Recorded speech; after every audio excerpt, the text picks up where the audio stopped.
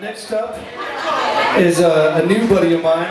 He's done his routine in New York, he's done his routine in LA, and now he's making a debut in Austin, Texas. Give it up for Bryant.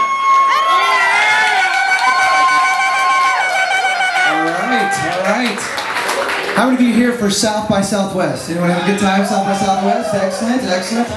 Yeah, I don't know if you know this, South by Southwest is where Twitter was born, Foursquare was born, and so in honor of South by Southwest today, I did something really exciting, at least for me. You're so excited. I opened a MySpace account. Isn't that exciting? Yes, very exciting. How many of you still on MySpace? Anyone still on MySpace? No, not even the musicians. Oh, that's bad. Anyone of you have Facebook? Who has Facebook? Alright, several of us have Facebook. You know, Facebook is kind of an awkward scenario though, if you think about it. I mean, it's almost like we're 5 years old again, going around, would you be my friend? Would you be my friend? And then you have this like power when someone asks you to be their friend. And you're like, I don't know, do I really want to be their friend? It's this power that we're not used to. How many of you have ever been asked by your mom to be a friend? You know, it's just weird, right? I don't want you to be my friend, you're my mom, be my parent, right? This is more important to me. So I have this plan, I have a new plan. We need new, different categories, right? Because right now you have two options. You're either my friend, you can see my pictures, you can comment on my page, or you're dead to me. I will ignore you. It's like you don't even exist, right? You have those two options, friend, dead to me. I think we have 4 new options. First, we have a family option. The family option, they get to see your pictures only from holidays, weddings, and funerals. I think that would work, right? Or then you have the category, we're not really friends. We haven't talked in years until Al Gore invented the internet, right?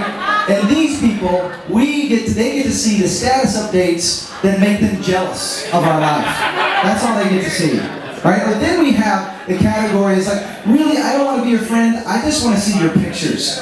Let's be honest, that's really all I want in this relationship. And then I think we actually need another category, the arch nemesis. Everybody needs an arch nemesis, right? And if that person's your arch nemesis, every forwarded email your grandma sends you automatically goes on their wall. Just automatically, it goes up every day. And you can super poke them in the eye. Or you can offer them a gift of virtual leprosy. If they accept, then pieces of their profile just fall off. So, I don't know if you noticed this, but people are naming their kids so they can be Googled more easy. Have you discovered that? People are naming their kids really unique names. Like I have a friend named Joe Smith. Obviously, he was born before the internet. That's the word. Have you tried Googling Joe Smith? It's impossible to find him. But most people are easy to find. Like our Lamaze class, the kids in our Lamaze class, they started getting named unusual names. There's one little girl, her name was Fiona Mae Zerwinski. Google that. There's only one in the world, right? Or Planet Moses Boniface Canales. That little boy is going to be easy to find on Google.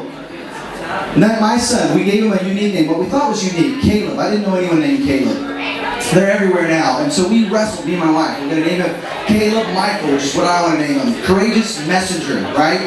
But my wife wanted to give him, his middle name is her maiden name, Caleb Ellis. And I thought, if he goes by, if he doesn't like Caleb, he'll never go by Ellis, right?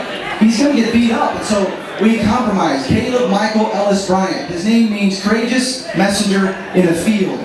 That's not what I was going for. You know, my name is somewhat unique, but not unique enough. I have this fear that there's going to be some guy named Eric Bryant that does something horrible, something horrific, and it'll just ruin my status on Google.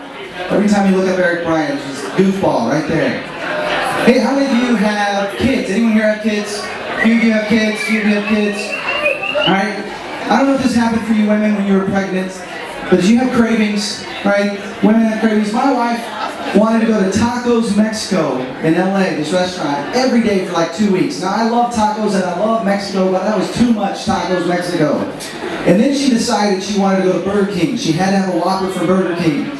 And so I was like, what about In-N-Out? Right? Any fans of In-N-Out here? Alright? So I tried to give it to, let's go to In-N-Out. She said, no, it has to be a Whopper from Burger King. I said, well, what about Wendy's, right? The patty's in a square, it's bigger than the bun. She's like, no, it has to be a Whopper from Burger King. And I lost it, I have to admit. Shouldn't yell at my wife, especially when she's pregnant, but I just couldn't take it anymore. I said, Debbie, you know what the problem is? The problem is you always have to have it your way. She didn't even get it.